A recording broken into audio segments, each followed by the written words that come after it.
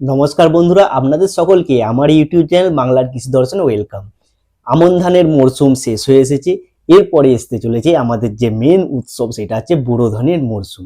এখানে হচ্ছে খুবই অল্প দিনের মধ্যে আপনার যে সমস্ত হাই ইয়েল্ডিং সিডগুলো আছে তার জবরদস্ত ফলনের জন্য আপনাকে কিন্তু সঠিক বীজ কিন্তু আপনাকে চয়ন করতে হবে। এই হাই ইয়েল্ডিং বীজগুলো অর্থাৎ কম সময়ে আপনার যেটাকে অধিক ফলন দেবে সেই রকম একটা সুন্দর বীজ নিয়ে আজকে আমরা আলোচনা করব। তবে তার আগে যদি আপনি আমার এই ইউটিউব চ্যানেলে প্রথম এসে থাকেন, অবশ্যই চ্যানেলটি সাবস্ক্রাইব করবেন এবং ভিডিওগুলো ভালো লাগলে অবশ্যই বন্ধুদের মধ্যে বা প্রিয়জনদের মধ্যে শেয়ার করবেন, আর লাইক করতে কিন্তু ভুলবেন না।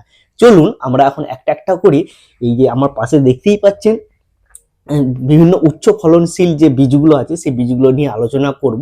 তবে তার আগে বলে থাকি যে আপনাদের এরিয়ায় কোন ধানের সবথেকে বেশি প্রচলন আছে, বা আপনাদের এরিয়ায় যেই ধানের চাহিদা সবথেকে বেশি বা যেই বীজ ধানটা অ্যাভেলেবেল আছে সেই রকম একটা বীজ কিন্তু চয়ন করে আপনারা রোপণ করবেন। তা না হলে কি হয়, আপনি একটা কোনো হাই ভ্যারাইটির বীজ আপনি চয়ন করে আপনি উৎপাদন করলেন, হয়তো দেখলেন সেই বীজটা আপনি সেখানে কি করছে না বিক্রি করতে পারছেন না, তখন কিন্তু আপনাকে ভুগতে হবে। সেই জন্য আপনার এরিয়া যেই ধানের চাহিদা সর্বাধিক সেই রকম একটা বীজ চয়ন করুন। কিন্তু এখন হচ্ছে কি না, সর্বত্রই সমস্ত মিনিকিট বলুন, ধানের চাহিদা তো বেশি থাকে, কিছু মোটা ধান যেগুলো থাকে সেগুলোরও চাহিদা থাকে। তবুও এইরকম বীজগুলো যদি আপনারা যদি জোগাড় করে আপনারা জমিতে রোপণ করতে পারেন, এই সমস্ত বীজগুলোর যে এত এত ফলন সেগুলো কিন্তু আপনার চোখকে ধাঁধিয়ে দেবে। তো এই সমস্ত যে বীজগুলো দেখতেই পাচ্ছেন যে অহনা আছে, গঙ্গা কাবেরী অর্থাৎ অন্নপূর্ণা কোম্পানির অহনা আছে, অন্নপূর্ণা সিডসের হচ্ছে 117 অর্থাৎ 100, অন্নপূর্ণা কোম্পানি 110 যেটাকে নেতিয়া নাম দেওয়া হয়েছে। এখানে পান কোম্পানির 849 যেটা অহনার নাম আছে, সরু মোটা ধান এটা। এরপরে আছে জেকে কোম্পানির সরিতা আছে, এটা মিনিকিট সরু ধান।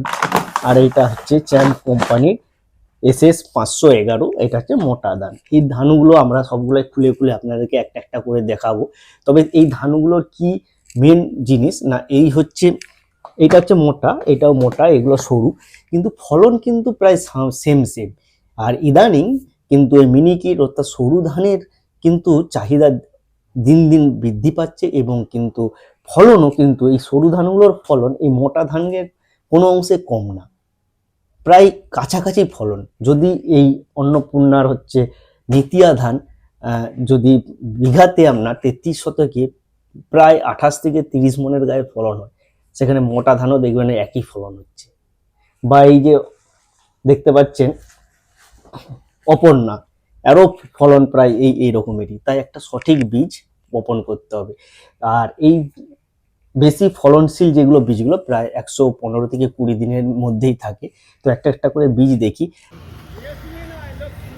এটা হচ্ছে সাভানা কোম্পানির জেকে সরিতা মিনিকিট ধান, দেখতেই পাচ্ছেন ঝাঁ চকচকে এবং খুব ভালো ফলন, প্রায় বিঘাতে আপনার 26 থেকে 27 মণ পর্যন্ত ফলন হবে। ধানটা খুব একটা বেশি লম্বা না, ঘেরা ঘেরা, তবে ওজনদার কিন্তু ধানটা অনেকটাই। এটা প্রায় 115 থেকে 20 দিন আপনার পেকে রেডি হতে সময় লাগবে আপনার। এটা অন্নপূর্ণার 114, যেটা হচ্ছে নেতিয়া নামে চলে। আমাদের মেদিনীপুরে এইটা প্রচুর চাহিদা এবং এর ফলন দুর্দান্ত ফলন। আপনার যদি জমিতে আপনি ঠিকঠাকভাবে চাষ করতে পারেন, প্রায় আপনার 30 মণের উপরে এই মিনিকিট ধানটার কিন্তু ফলন আমরা আমাদের জমিতে লক্ষ্য করেছি। আর এটা হচ্ছে অন্নপূর্ণা সিডসেরই হচ্ছে অপর্ণা, এরও ফলন প্রায় 27-28 মণ বিঘেতে হয়ে যাবে। তবে নেতিয়ার থেকে এই ধানটা একটু লম্বা, কিন্তু দেখুন দানাগুলো অনেকটাই লম্বা লম্বা এবং অনেকটাই সরু সরু।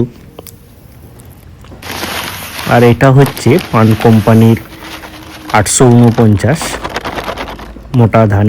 এটার ফলন আপনার 30 মণের উপরে হবে। এটা মোটা হলেও কিন্তু ধানটা অনেকটাই সরু এবং হচ্ছে একটু লম্বা গোছে, কিন্তু মোটা ধান। তবে ফলন কিন্তু দুধ ধান এবং ওজনদার ফলন হবে আপনার। আর